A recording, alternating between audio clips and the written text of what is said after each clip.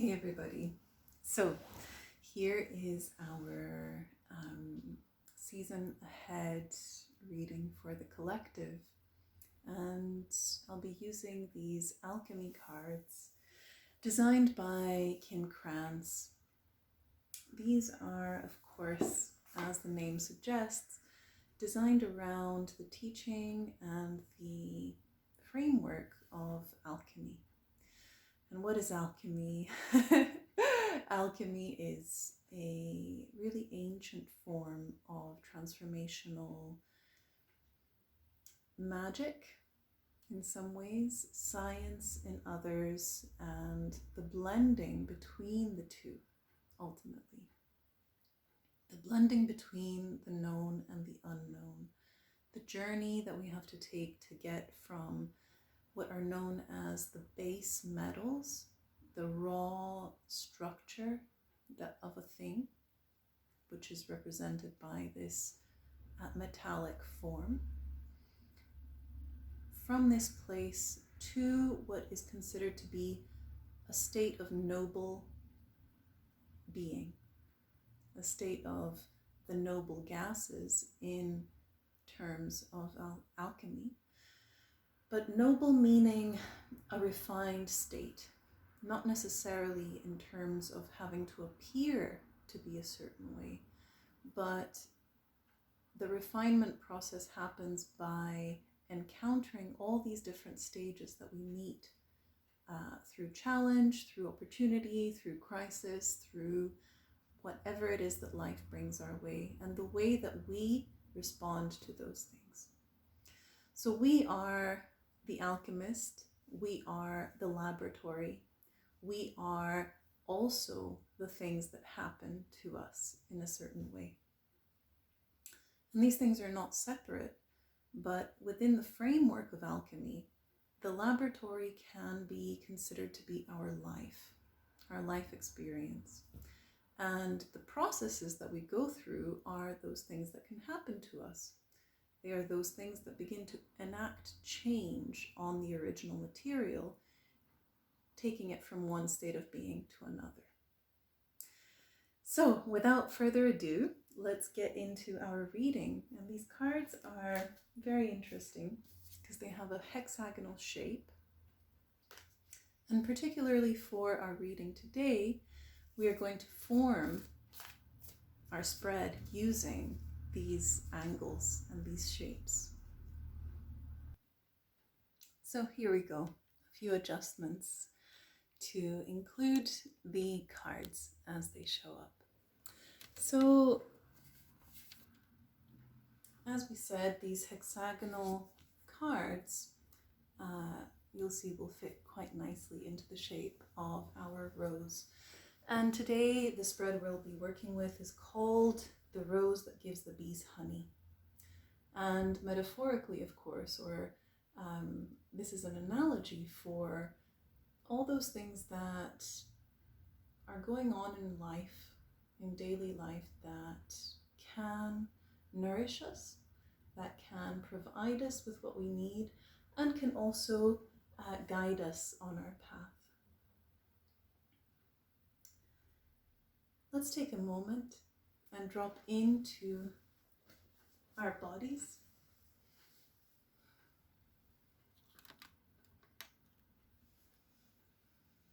If it feels good to close your eyes, noticing that you're breathing.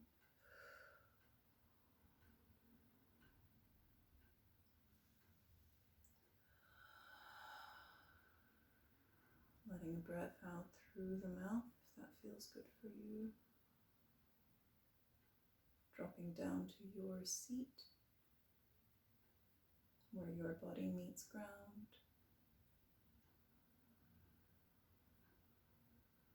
Just taking a moment to notice what is there in your system right now.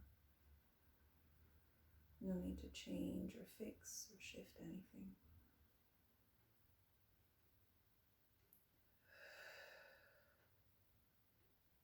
Following your natural body's response to wherever it is that you're at in this moment.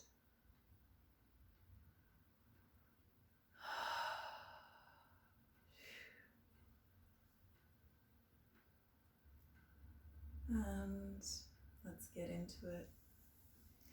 So this reading is for the collective.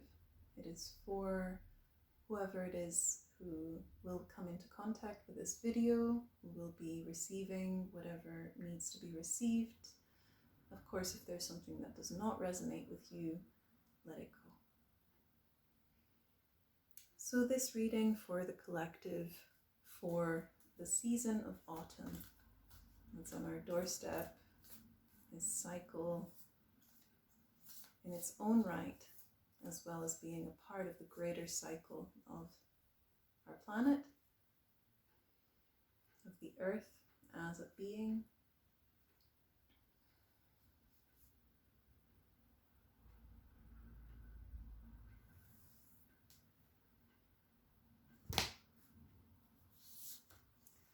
First we have the sacred center, the card at the center of our rose. And next we have the petal of the past. This is a dynamic or a force or something from what has been that still lingers here, that still makes itself known. This could also be some kind of pattern. Next we have the petal of forgiveness. What do we need to make peace with? What do we need to lay to rest?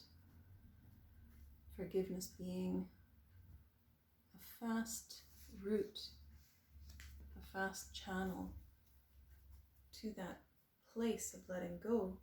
However, we can't rush the process until that forgiveness is ready to be given. Next we have the petal of the present, what is here with us right now, where we're at. Could be any one of our 4 layers of being, of our physical, mental, emotional, and spiritual layers. This is the petal of offering next. What is this time naturally gifting us, or what is naturally ready to be gifted at this time?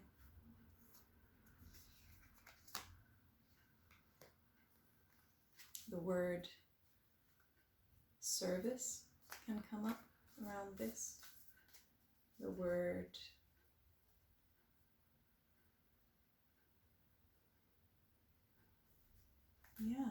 what is freely given, either to us or from us. Next we come to the petal of the future. What lies ahead? What are these new little buds holding within them?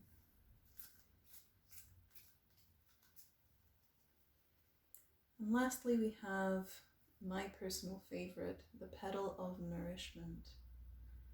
What is the source of nourishment? And 2 cards have actually come through for this one right now. For us, what allows this flower to grow and blossom? So looking at the sacred center, pure gold. As we know in alchemy, gold is what everyone is trying to change the base metal of lead into. And the noble metal of gold has this refined, glowing quality, whereas lead has a duller, more dense, heavier quality to it. Gold has an affinity for the lifeblood. There is something about gold that when we imagine it in the earth in its natural form, we might imagine veins, we might imagine droplets, we might imagine it in many ways and it carries a special significance. Of course, in this case, we don't mean the physical metal. However, we particularly find this substance inside. It's almost like the essence of the mystical self that is hidden within each one of us, in the same way that gold is hidden beneath the surface of the ground. And sometimes we have to go digging, and sometimes we actually accidentally stumble upon it. And there's no right or wrong, in my opinion, here. But when we do, there is no mistaking it. Of course, we have fool's gold, but to the trained eye, there's no mistaking one for the other. And this is what happens as we go through our life. We train our eye in a way, and our ability to see things for what they really are becomes more refined. And it's not even a trying eventually, it's just something that naturally occurs within us as we progress along this journey of becoming. And it's not just a journey of becoming, it's also a journey of unbecoming. And in my experience, it's been the majority of the time the undoing of things that had been done that were not in line with who we really are. But we need to go through all of those anyway. So this season has within it amazing, incredible potential for finding and contacting and stumbling upon the gold that is inside. And this could be a natural gift, a talent, which will be interesting to see how this pertains to the card or the petal of the offering.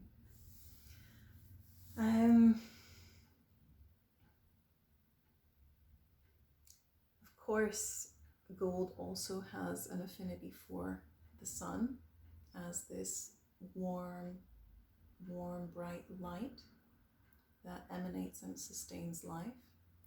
And so it could be that when we look at the card, half of the image is a radiant, almost like the star of the sun would radiate outward. And half of the image is in relative darkness, but with many other small points of light. So the message here at its very core, I believe, is whether gold is present in its full luminosity or whether it's there recognizable in small pinpricks like stars in the night, just know that it's still there. It's always there, in fact. This can be a wonderful way to give ourselves the staying power that's needed when we're in the middle of a task or in the middle of a journey that requires us to keep going as we are tested by the spirit of the very thing that we are in relationship to. This could be a piece of work, it could be a piece of art, it could be a relationship, it could be a point of self-discovery.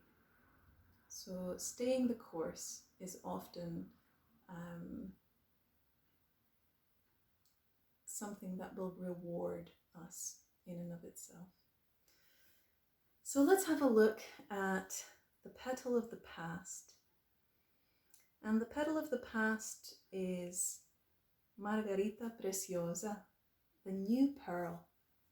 So there has been new growth happening. There's been a marvelous new discovery of potential direction, of inspiration, of something that holds promise and holds this precious, precious glow within it.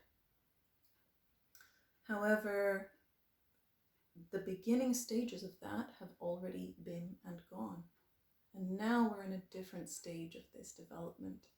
So acknowledging this and acknowledging all of this forward-moving natural energy that propelled us into a new world, into a new venture, into a new journey of sorts, perhaps, or a new part of the journey that we were on already. And now that something else needs to come forward, either the ability to hold the tension between this amazing starting point and the evident next step, or the natural progression of learning and skill development that needs to happen to move on to the next phase. Throughout the previous cycle, there may have been a place that requires forgiveness. And here we have the card of Pluto. Pluto is the god of the underworld, and he's also the god of riches and wealth. And this is significant personally to me because the last chapter of my life revealed a massive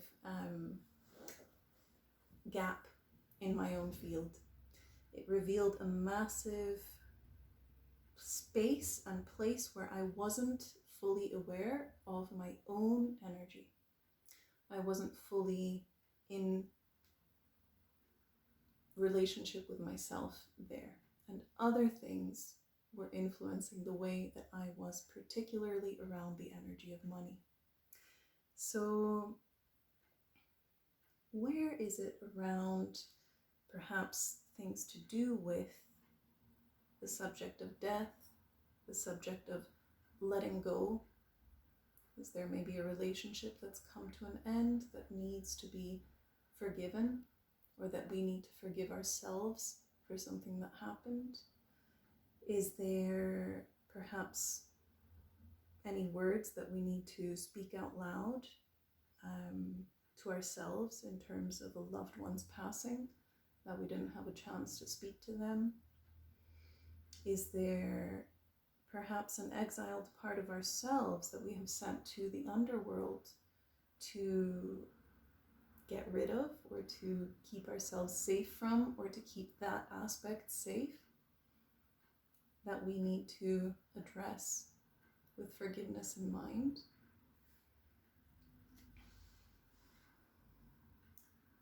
Funnily enough, in all three cards that have appeared so far, there is a theme of darkness, light, and gold. And so it'll be interesting to track how this progresses through the rest of the reading. The next petal is the petal of the present. And this is the petal, the card of the Drowned King. The Drowned King is a very interesting card. It's the part of the king's journey where his ego and his love of particularly material accumulation of wealth and resources and maybe even gold has become too great and has dragged his spirit down into the depths of the ocean. So this is a little bit of an underworld journey for some at this time. The key here is to address within ourselves and to be really honest with ourselves. Where are those places where we have allowed different things to take importance over what is really important for us? What is it that we really truly need, and what is extra? What is it that we really truly preside over in terms of mastery, in terms of natural leadership, in terms of our ability? And where are we holding too much? Where are we trying to grasp and take more than we are able to properly and healthily process within ourselves? It reminds me of the story of King Midas, who had the golden touch, and everything that he touched with a bare hand turned to gold, to the point that eventually he ended up touching everything in his kingdom. He couldn't eat. His family got turned into gold, and eventually he touched his own self and turned into a statue and fell to the bottom of an ocean. So it's this self-destructive quality. And it's good to remember here that What is truly a part of ourselves can never be destroyed. What is truly a part of us can never leave. Simply because it is a part of us. It's a part of the true us. And anything that is part of not us will leave. In the same way that King Midas eventually met his end because he was too full of something that was not him. In his case, it was greed. So these things have a tendency to self-destruct.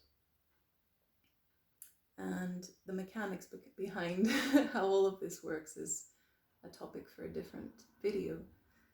However, Rex Marinus, the drowned king, has that lesson to teach us. And moving on to, what have we got next? The petal of the future. Oh no, this is the petal of offering, sorry. So the petal of offering is smoke. And smoke is something that we might naturally associate with an offering. It's something that has been done for ages and ages, that smoke is seen to carry our voice, our wishes, our heart's desires, our deepest communion with the divine into those more subtle realms. However, it can also be seen as an obscuration of clarity, of something that lies ahead, of something that might be there on the path. So, how can we offer if we don't know what we have to give? And this has been a question actually on my mind many times in the past. But actually the part of ourselves that asks that question, I've come to realize, is in fact not the right place. It comes from a place of perhaps victimhood and of uncertainty. It comes from that place of not knowing ourselves. And it might be, an interesting idea to explore how do we get to that place where we know ourselves. And for me, the easiest way, the fastest way, and the simplest way has been to stop trying to get to that place. To just recognize that we are where we are right now, and that's exactly where we need to be. To stop trying to be anywhere else but right here. And actually, I said easiest, that was a lie. It can sometimes be the hardest thing ever. But I'd be interested to see how this would translate to an actual literal meaning. I know so far, most of the cards, with the exception of perhaps Pluto, has had a more metaphorical, symbolic meaning. And yet the offering of smoke, there's something about that in a physical, tangible way. And if you have the ability or the inclination or a natural calling within yourself to light a fire, light a candle, light some incense, and create an offering to yourself, but not to that self that thinks it is something separate, but an offering to that part that is a part of everything else. And see what happens. Next we have the petal of the future. And this is the planet Uranus. Uranus is an extremely creative force, and it can sometimes have this energy of a thunderbolt, of almost like the Tower card at times in the tarot, which is a shaking of the foundation. And many people see this as a negative. By now, many of us know this is not the case. All that happens when Uranus energy is in the air is that we highlight those places that are not strong enough to hold us in our next iteration. And so those places naturally crumble away so that then we can relay those foundations from a truly good place, from a place of really being in our ground, really being in our driver's seat of our being. And it will naturally have the capacity to hold what it needs to hold, because this is a natural process. It's not something that we cognitively decide needs to happen. Nature is doing it. And actually, in fact, nature decides if we allow it to.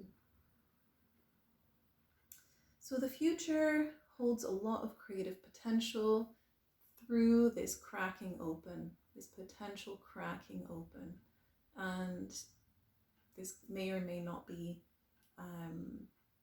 through purely creative channels. Sometimes we get a real dry spell where we feel like a desert and nothing is flowing through. Maybe we keep going with the bare minimum of our craft, and suddenly everything changes. The landscape is pouring through with like millions of ideas, and it's just the waves.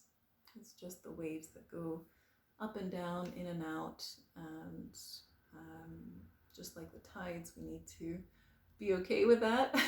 And even if we're not okay with that, to let it be as it is. The trick, I think, is to not continuously try and change the way things already are.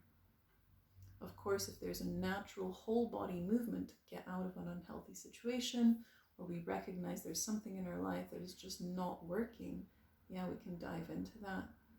But holding all the time the knowing that there's nothing wrong with all of those things that are showing up. These are all things that are showing up in the greater field, and we are the space in which all of this happens. So it's almost like a stage on which a play takes place, and we are the environment. We are the air on that stage. We are the floor. We are all the props, and we are the actors. But they are just part of us. I might be going too deep there. Let me know if you got that. Next we have the petals of nourishment. So lots of color coming in now. So this feels like these are real creative threads at play here. Nourishment through creation, nourishment through the bringing in of idea into form, of something non-physical into the physical. This could be many different ways, but we have the cards of tin and we have the card of conjunction. Now, tin has this, it's an interesting image. It kind of reminds me of that classic cover of Pink Floyd's Dark Side of the Moon record. And tin has an affinity for this shiny nature. It's not yet a noble metal, but it's no longer like lead, one of those base metals. It has a shine, it has a sound, and when it is being formed, let me see if I can find the word.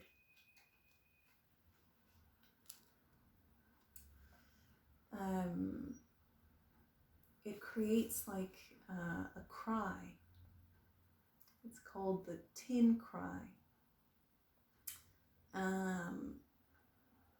So here it could pertain to a lot of emotional release needing to happen. It could pertain to anything that opens those floodgates and some kind of emotional release, whether through crying, whether through movement, whether through creative expression, whether through just speaking it out with a loved one or friend or by yourself, either on video or journaling, can be really helpful in breaking down those barriers between us and us. What are we allowing ourselves to express and what are we holding back? And just like the cracks in a dam, when we begin to let them out, as much as needs to pour out will pour out.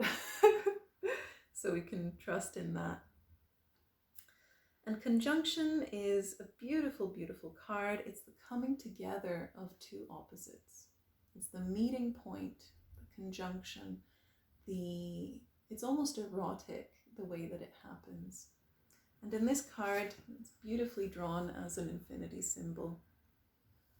I love to think of this as, perhaps in a more somatic sense, the turning of the breath, and how the out breath has a peak point or a depth point perhaps, and then it has a point where from the out breath it turns into an in breath, and then the in breath has a peak, and then it returns and meets the out breath at a certain point. And so a little suggestion for exploration, just noticing when your breath turns the corner and meets itself in that way. There's a beautiful part in the Bhairava Tantra text that speaks of this. I'll try and find it and I'll copy it in the comments section. So all the cards that have shown up here today have given us a bit of a flavor of what this coming season might hold. So much gold.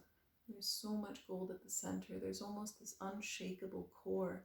We've come so far, both in terms of our personal, individual development, but also as a collective. And this helps to hold the frequency of exactly where we need to be so that we can then meet the world that is coming towards us and be really unshakable in our own center, in our own space. From that unshakable center, then, all of these things are kind of showing up in the periphery. The petal of the past showing us these new beginnings that had taken place, those seeds that perhaps had been planted either a long time ago or a shorter while ago or perhaps very recently. And what have we learned from those? What are those things that we have gleaned, those messages that are staying with us? What are those things that light up as things that this past phase has given us? And the petal of forgiveness, the underworld, I think that's pretty straightforward. Again, that was one of the cards that has perhaps a more specific literal meaning of maybe me wanting to do some journaling around that and seeing how it pertains to you, if it pertains to you. The drowned king, reminding us to find that balance and to have that awareness of when we're taking on too much density, too much of something like greed, too much of something that weighs us down into the physical and doesn't allow us to have that breath of life into our other layers of being. And when we come up into those other layers, we notice how the grasping is actually what's keeping us away from those other parts of ourselves. The offering of smoke, which might be an interesting activity. The creative cracks of Uranus. Maybe there's some breakthroughs there, some acceleration once those parts that need to be adjusted or need to be more in our awareness have been taken into account. And we have tin and conjunction as those petals of nourishment, letting ourselves cry it out if we need to, letting ourselves express those emotions that are on the inside, and letting ourselves come together, bring two opposites that seem so apart, that seem so different, letting those come together through ourselves. There's a wonderful idea, I can't remember which exact tradition, I think pretty much every ancient civilization has this, as the idea of the human body as a technology to bring, biospiritual technology, to bring heaven and earth into divine union. And particularly the breath as a vehicle for that constantly moving life force, that constant passageway from heaven to earth and back again. So I hope that brings a little bit of inspiration, a little bit of a story into what this next season might bring. And if you're still with me, thanks for sticking with me for all this time. If you love these cards, I can post a little link as to what they are, and maybe see you next time. Enjoy the autumn.